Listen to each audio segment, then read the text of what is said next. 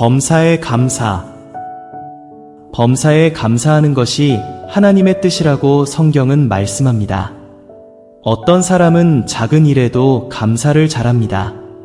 그 대상이 하나님이 아닐지라도 말입니다. 어떤 사람은 감사에 참 인색합니다. 자기가 남에게 베푼 것만 기억하고 받은 것은 잊어버리는 성격의 소유자가 있습니다.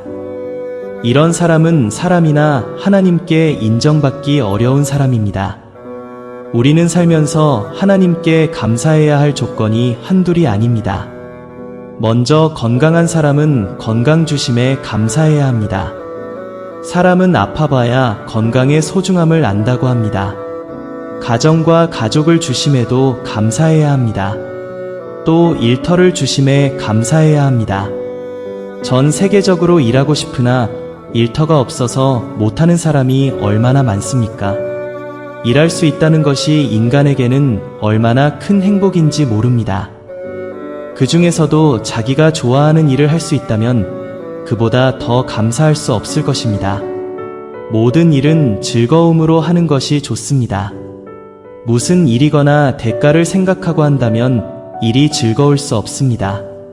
저는 개인적으로 음악을 할 수 있도록 해주심에 감사합니다. 음악을 통해서 생활도 하고 봉사도 할 수 있으니 얼마나 감사한지 모릅니다. 또 하나님을 위해서 음악을 사용할 수 있으니 더욱 감사한 일이지요.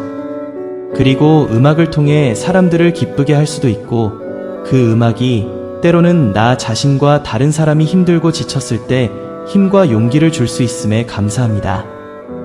또 하나님의 종으로 불러주셔서 목회할 수 있는 환경을 주시니 이것 또한 감사할 일입니다. 믿음을 주셔서 소망을 가지고 세상을 살아가게 하시니 감사합니다. 만약에 믿음이 없다면 세상이 얼마나 불안하고 죽음에 대한 두려움이 많았을까를 생각하니 감사하지 않을 수 없습니다. 모든 것이 감사하지 않은 것이 없을 정도로 우리에게는 감사의 조건이 많이 있습니다. 그러나 감사하지 못할 환경도 때로는 만나게 됩니다.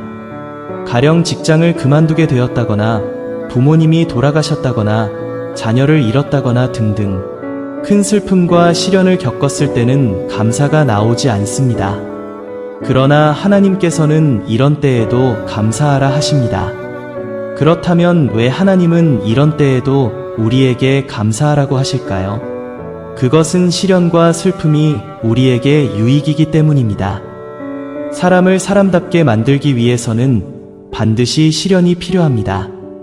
시련은 풀무에 재련된 금과 같습니다. 세상에서 성공한 사람치고 시련의 계절을 통과하지 않은 사람이 없습니다. 시련은 그만큼 성공의 필수적인 요소입니다. 신앙도 마찬가지 시련과 연단이 있어야 성숙한 신앙인이 될 수 있습니다.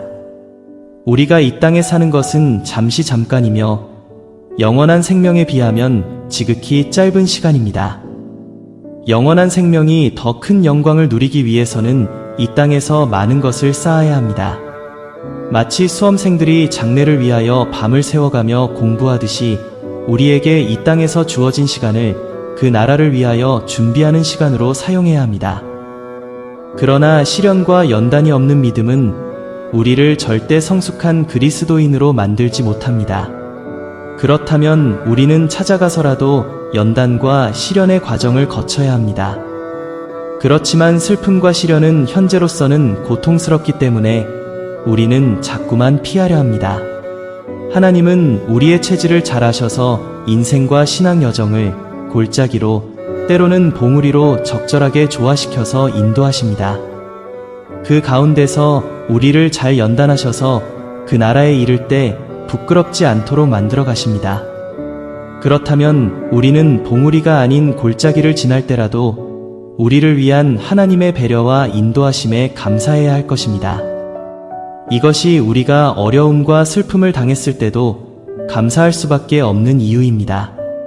그래서 우리는 기쁜 일을 만났을 때나 슬픈 일을 만났을 때, 그리고 아무 때에라도 범사에 감사해야 합니다.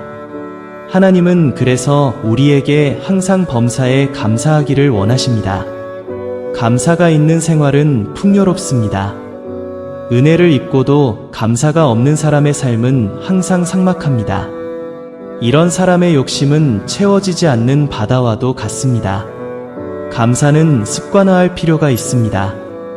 어떤 사람은 사소한 일에도 감사를 잘합니다. 때로는 과장되게도 보이지만 그래도 감사를 표현할 줄 모르는 사람보다 훨씬 낫습니다.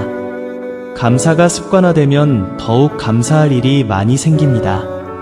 하나님께서는 사소한 일에도 감사하는 사람을 기뻐하십니다. 그는 하나님의 계명을 지킨 사람이기 때문입니다. 기쁠 때는 말할 것도 없거니와 슬프고 어려울 때도 감사하는 습관이 중요합니다.